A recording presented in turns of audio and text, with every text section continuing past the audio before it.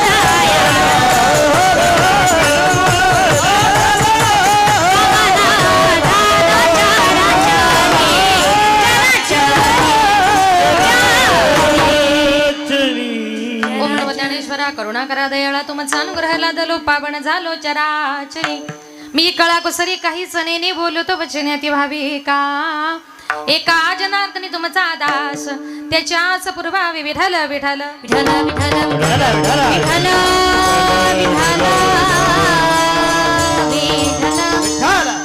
संत संगतीचे काय सांगू सुख अभंगाला सुरुवात करण्यापूर्वी थोडासा परिहार द्यायचा तो असा सालाबाद प्रमाणे याही वर्षी चालत असलेला अखंड हरिनाम सप्ताहात ग्रंथराज ज्ञानेश्वरी पारायण सोहळा श्री हरिभक्त परायण वैकुंठवासी कडुबा महाराज शिंदे वैकुंठवासी हरिभक्त परायण नारायण बाबा कोळघरकर आसने बाबा वैकुंठवासी हवप भानुदास बाबा आटाळकर यांच्या आशीर्वादाने समस्त ग्रामस्थांच्या सहकार्याने आणि या कार्यक्रमाचे संयोजक आमच्या आदरणीय हरिभक्त परायण दादासाहेब महाराज पाटील यांच्या संपर्काच्या माध्यमातून आज या ठिकाणी येण्याचा योग आला महाराजांचे या ठिकाणी मनपूर्वक आभार आजच्या कार्यक्रमांचं ज्यांचं सौजन्य आहे ते यजमान आहेत ते आदरणीय आमचे संजय भाऊ धाडगे त्यांचा आज कार्यक्रमाचं सौजन्य आहे सौजन्यकर्त्यांचा मनपूर्वक आभार माझे गुरुवर्य आदरणीय हरिभक्त परायण विठ्ठल महाराज वागचौर यांच्या गुरुकृपेने माझे वडील कैलासवासी भानुदास महाराज गजे यांच्या पवित्र स्मृतीला अभिवादन करून संत मंडळी वारकरी मंडळी महाराज मंडळी बसलेली तुम्ही सर्व श्रोते मंडळी सर्वांच्या चरणी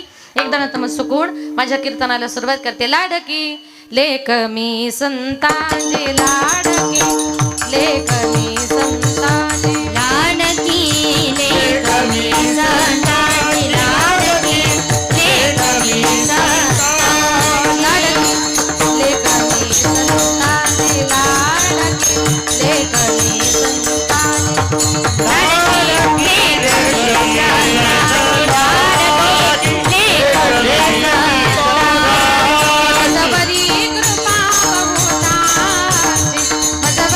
कृपा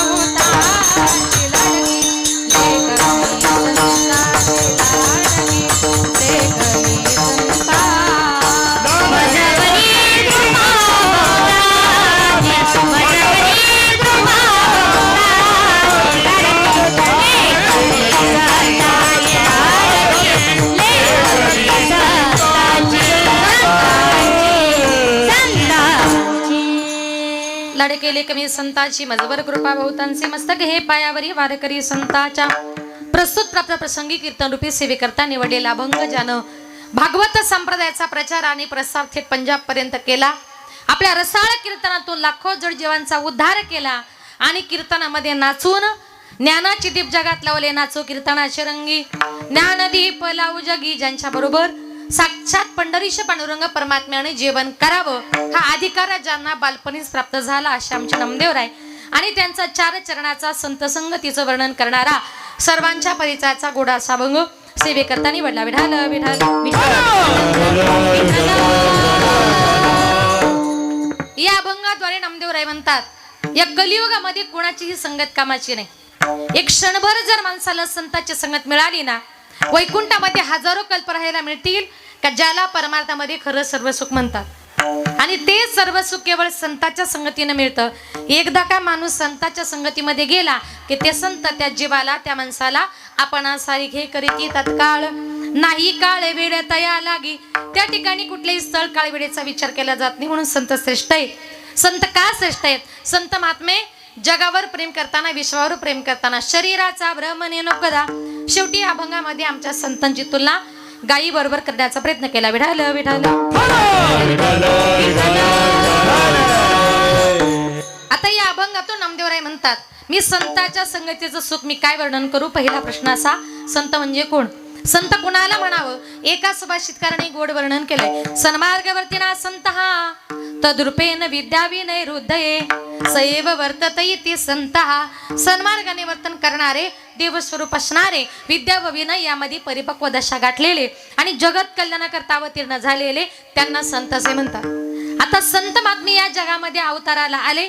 येण्याचं कारण जगाच्या कल्याणा संतांच्या विभूती देह कष्ट भीती परोपकारे जगाचं कल्याण करण्याकरता जगाला ज्ञान देण्याकरता आमचे संत महात्मे या जगामध्ये आलेले आहेत. म्हणून जीवन जगत असताना आपल्या जवळ काय पाहिजे? ज्ञान पाहिजे. माझे ज्ञानोबर आहे म्हणतात गुरुविना अनुभव कैसा कळे. गुरुशिवाय ज्ञान नाही, गुरुशिवाय विद्या नाही. तुम्ही जर अज्ञानी असाल तुमच्या जवळ ज्ञान असेल तर चार लोक तुम्हाला नमस्कार करतात. पण तुम्ही अज्ञानी जर असाल तेच आजूबाजूचे लोक आपली टिंगल करतात. एक अज्ञानपणामुळे काय होत आहे का एका गावात एक मनुष्य 24 तास दारू प्यायचा. त्याचा मुलगा इतका हुशार त्याने पहिली पासून 10वी पर्यंत वर्गामध्ये कधीच एक नंबर सोडला नाही. आता त्याच्या मुलाचा 10वीचा रिझल्ट होता. त्याच्या बापानं थोडीशी घेतली कळताना म्हणजे बिसलेली नाही बरं घेतली. त्याच्या बापानं थोडीशी घेतली आणि शाळेच्या गेटच्या बाहेर जाऊन थांबला. आता प्रत्येक मुलगा आपला रिझल्ट घेऊन येऊ लागला. त्याने एका मुलाला विचारलं बाळा तुझा किती नंबर आला? त्यानं सांगितलं काका माझा 20 नंबर आला. दुसरा मुलगा आला किती नंबर आला? माझा 15 नंबर आला. तिसरा मुलगा आला किती नंबर आला? माझा 12 नंबर आला. आता याचाच मुलगा आला. तो बाप म्हटला पिंट्या अरे वर्गामध्ये काय दिवे लावले? तो पिंट्या नाचू लागला उड्या मारू लागला. म्हटला बाबा अहो सगळ्या वर्गामध्ये माझा 1 नंबर आला. तो बाप म्हटला पिंट्या अरे लाज वाटत नाही का तुला? काय झालं बाबा? अरे लोकांच्या पोरांचे 15-15 20-20 नंबर आणि तुझा म्हटलं 1च नंबर. याला कारण का? त्याच्या जवळ असलेलं अज्ञान. जीवन जगताना तुमच्या जवळ अज्ञान नको. तुमच्या जवळ काय पाहिजे? ज्ञान पाहिजे. आणि हेच ज्ञान देण्याकरता आमचे संत महात्मे आलेत. बघा एकदा माऊलींच्या मनामध्ये असा विचार आला आपण संपूर्ण जगातील तीर्थयात्रा करावी. हा मनोदय पांडुरंगाला सांगावा. म्हणून माऊली आळंदीहून पंढरीला आली. पंढरपूरला आल्यानंतर पांडुरंग परमात्म्याने माऊलींना हितगुज विचारण्याकरता अंतर्गाभाऱ्यात नेलं. पांडुरंगाने विचारल्यावर माऊली बोलू लागली पुसता सांगेन हितगुज मात पुसता सांगेन हितगुज मात पुसता सांगेन हितगुज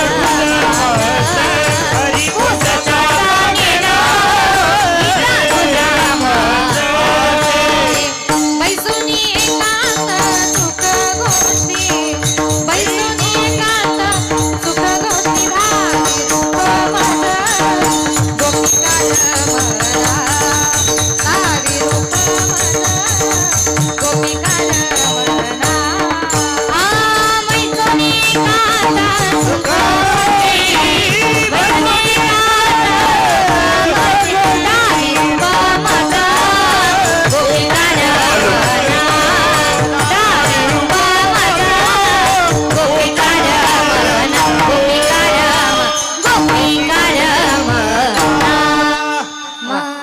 पुसता संगेन हित गुजमात बैसोनी एकांत सुख गोष्टी. पांडुरंगाने पुसल्यावरून म्हणजे पुसणं म्हणजे काय माहिती तुम्हाला? महिला मंडळ, पुसणं म्हणजे काय माहिती नाही? कोण म्हटलेलं आधी पुसायचं? अजिबात नाही. पुसणं म्हणजे विचारणं. काय पूर्वीच्या काळी लोक म्हणायचे आमच्या पाहुण्याला जरा पुसलं म्हणून सांगा, जुने लोक.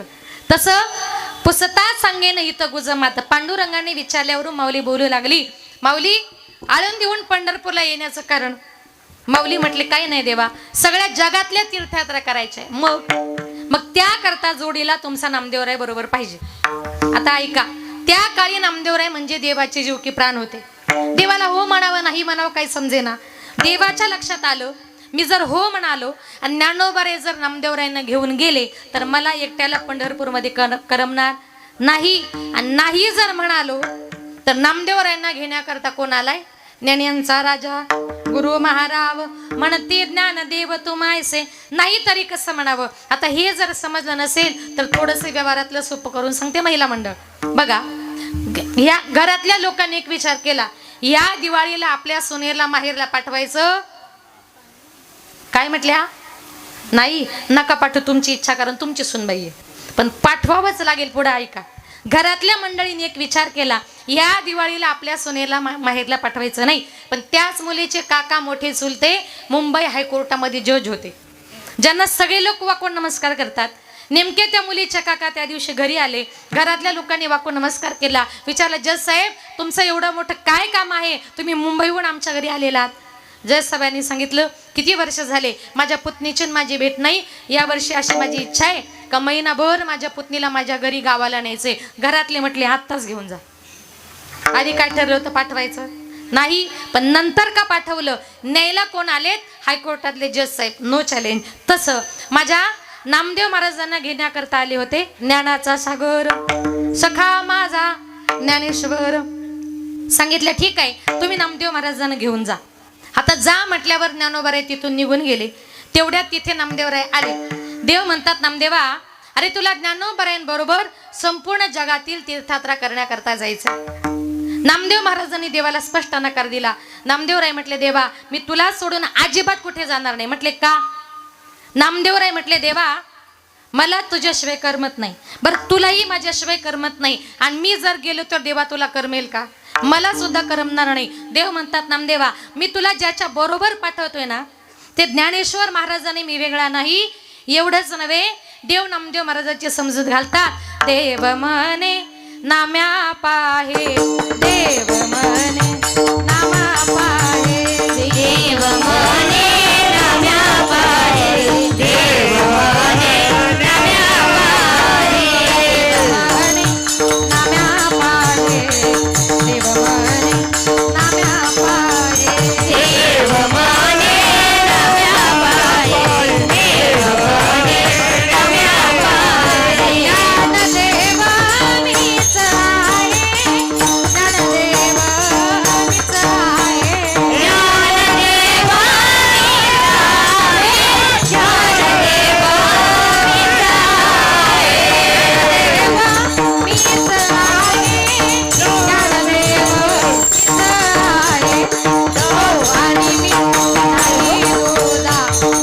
ज्ञानदेव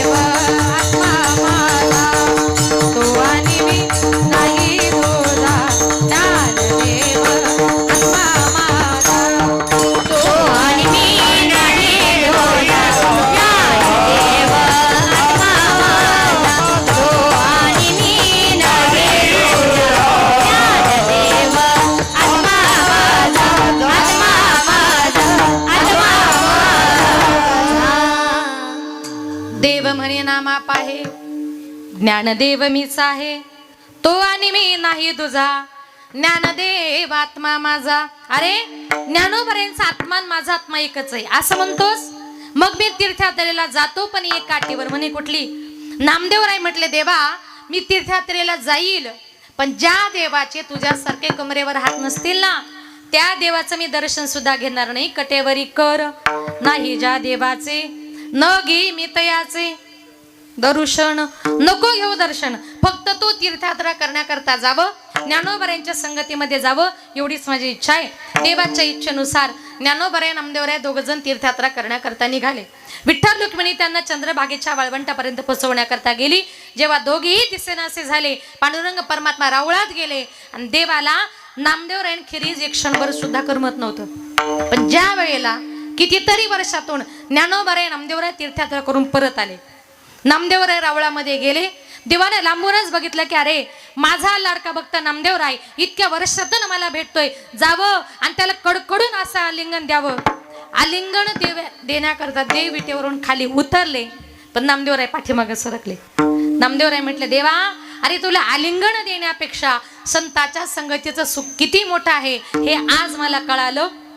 संत संगतीचे काय सांगू सुख, संत संगतीचे काय सांगू सुख, संत संगतीचे काय सांगू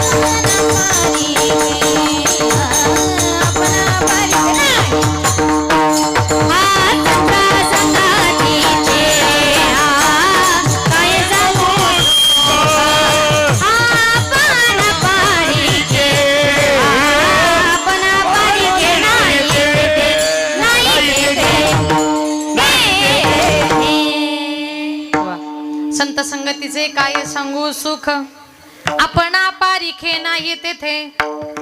नामदेवराय देवाला म्हटले, देवा अरे तुला आलिंगन देण्यापेक्षा संताच्या संगतीचं सुख किती मोठं आहे हे आज मला कळालं. म्हणून जीवनामध्ये संगतीला फार महत्व आहे. तुम्ही जशी संगत कराल ना तसा मनुष्य घडत असतो. म्हणून जीवनामध्ये संगत महत्वाची. आपण संगत कोणाची करतोय? जीवनामध्ये वारकऱ्याची संगत केली, चांगल्या मार्गाने जाल. बघा, एखादा खाणारा पिणारा मनुष्य जर असेल आणि त्याच्या संगतीमध्ये एखादा चांगला मनुष्य, सज्जन मनुष्य जर गेला, एक दिवस तो त्याला गाडीवर बसवतो, हॉटेलमध्ये घेऊन जातो, त्याला म्हणतो, अरे बाबा आज योगायोगानं माझ्या बरोबर आला तर थोडी तरी घे. तो म्हणतो, नको रे, कधी घेतली नाही. अरे जास्त नको, थोडी तरी. अरे बाबा कधी घेतली नाही. अरे चवीपुरतं एखादं झाकण तरी. त्याच्या आग्रहास्तव एक झाकण, दोन झाकण, मग रोज एक लागते. का? संगत कुणाची? त्या पिणाऱ्या माणसाची. पण तो जर खाणारा पिणारा मनुष्य असेल, एखाद्या वारकऱ्याच्या संगतीमध्ये गेला, आळंदीला गेला, पंढरपूरला गेला, कीर्तनाला गेला, भजनाला गेला, तो म्हणतो बस आता मला सुद्धा तुझ्यासारखी माळ घालायची. म्हणून जीवनामध्ये आपण संगत कोणाची करतोय. संतन की संग लाग रे तेरी अच्छी बने, संतन की संग लाग रे तेरी अच्छी बने, संतन की संग लागणे तेरी अच्छी बनेगी, संतन की संग लागणे तेरी अच्छी बनेगी, संग लाग रे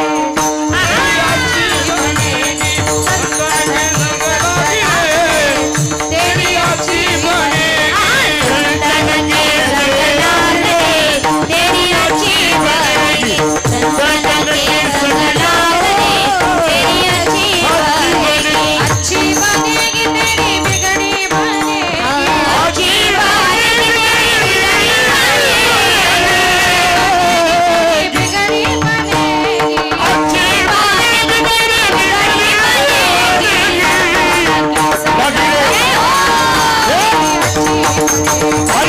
संग लाग रे तेरी अच्छी बनेगी, संतन की संग लागणे तेरी अच्छी बनेगी, संतन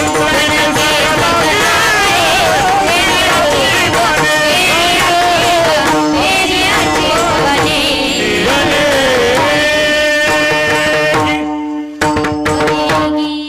जीवनामध्ये संगतीला महत्व आहे. चांगल्याची संगत करा. बघा आमचे संत महात्मे तुम्हाला देवाची जर प्राप्ती करायची हरी प्राप्ती सोपाई धरावे संताचे ते पाय. म्हणून संसारातली जी काही माणसं आहेत ती माणसाला जास्त दिवस ऍडजस्ट करत नाही. पण तुम्ही देवाच्या मंदिरात जर गेलात तर देवाच्या मंदिरातून तुम्हाला कधीच कोणी हाकलणार नाही. एक सुंदर उदाहरण सांगते बघा. एका गावात एका मुलाचं नवीन लग्न झालं. लग्न झाल्यानंतर योगायोगानं धोंड्याचा महिना आला होता, जो या वर्षी सुद्धा आलाय. त्याला अधिक मास म्हणतात आणि अजून धोंड्याचा महिना सुद्धा म्हणतात. धोंड्याचा महिना म्हटलं की जावयांची मजा असते, म्हणजे ज्याचं नवीन लग्न झालंय त्याची. म्हणजे तुम्ही सगळ्यांनी त्याचा अनुभव घेतलेला असेल. आता धोंड्याचा महिना आल्यानंतर त्या सासूबाईनं आपल्या नवऱ्याला सांगितलं, म्हटले अहो या वर्षी आपल्या मुलीचं नवीनच लग्न झालंय, आपण काय करू, आपल्या मुलगी आणि जावई दोघांना एकदा धोंडी जेवणाकरता बोलून घेऊ, एखादा चांगला ड्रेस करू, एखादी अंगठी देऊ, जेणेकरून जावई खुश होऊन आयुष्यभर आपल्या मुलीला चांगला सांभाळेल. म्हणून सासरी बुवाने आपल्या जावयाकरता पत्र लिहिलं. आता धोंडी जेवणाकरता बोलवलं, पण जावई इतका कलाकार येताना एकटाच आला, त्यांच्या मुलीला घेऊनच आला नाही. सासरी बुवाने विचारलं आमची मुलगी, त्यानं सांगितलं घरी फार काम आहे, ती नंतर येईल, पण सध्या मी तर आलोय ना, आता सध्या माझी एकट्याची सोय करा.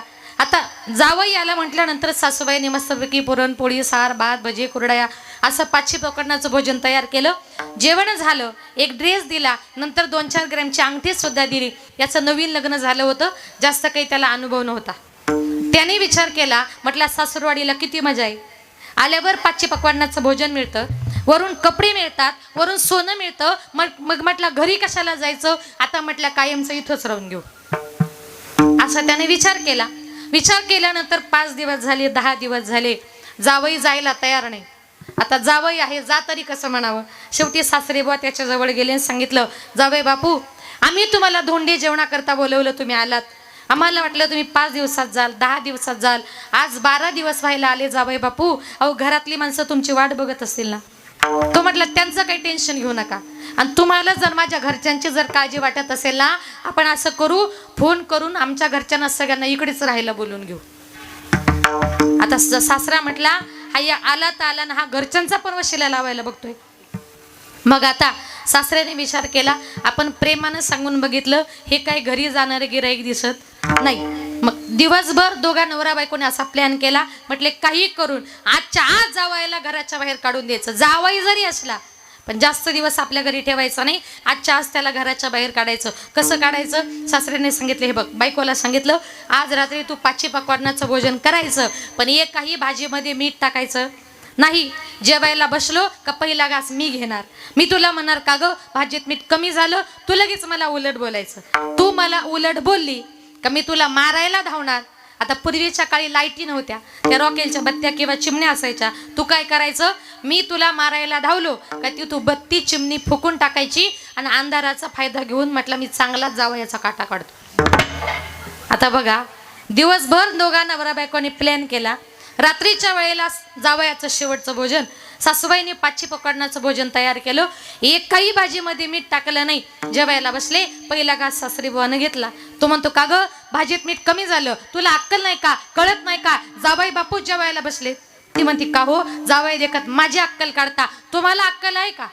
माझी अक्कल जावयाच्या समोर काढते म्हटल्यानंतर जे उठला आणि बायकोला मारायला धावला. नवऱ्यानं सांगितल्याप्रमाणे ती बत्ती फुकली, सगळा अंधार झाला. सासूबाई एवढी हुशार ती पळून गेली आणि बिचारा जावई तिथंच बसला. सासऱ्यानं त्या अंधाराचा फायदा घेऊन त्या जावयाची अशी हिप्पी हातामध्ये पकडली, जे लातानी मारायला सुरुवात केली. सांगतो, अहो मारू नका, मारू नका, मी तुमचा जावई बापू, अहो मला मारू नका. तो म्हटला, आज जावयाचा बाप जरी आला तरी मी तुला मारायचा सोडणार नाही. अंधारात जावई असा मारला, असा मारला, घरातून जसा पळाला तसा अजूनपर्यंत परत जेवायला आला. का? संसारातली माणसं माणसाला जास्त दिवस ॲडजस्ट करत नाही. एखाद्या मुलीचं जरी लग्न झालं आणि ती जरी आपल्या माहेरी आली, तिनं 2च दिवस माहेरामध्ये राहायचं. तिसऱ्या दिवशी आपली भाऊजाई भांडे आपटायला लागली का तिनं समजायचं आता इथं आपलं खरं राहिलं नाही. का?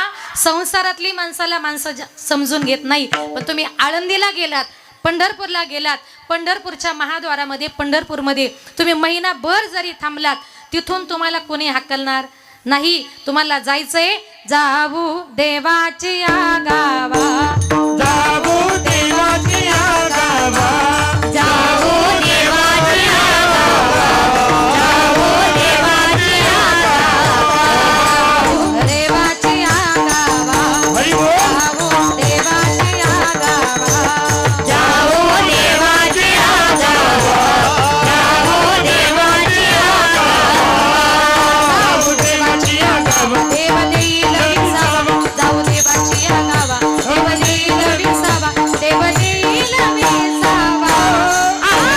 सांगो सुख दुःख, देवा सांगो सुख दुःख.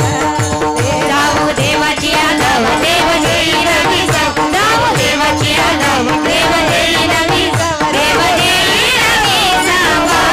देवा सांगो सुख दुःख, देवा सांगो सुख दुःख, देवा सांगो सुख दुःख,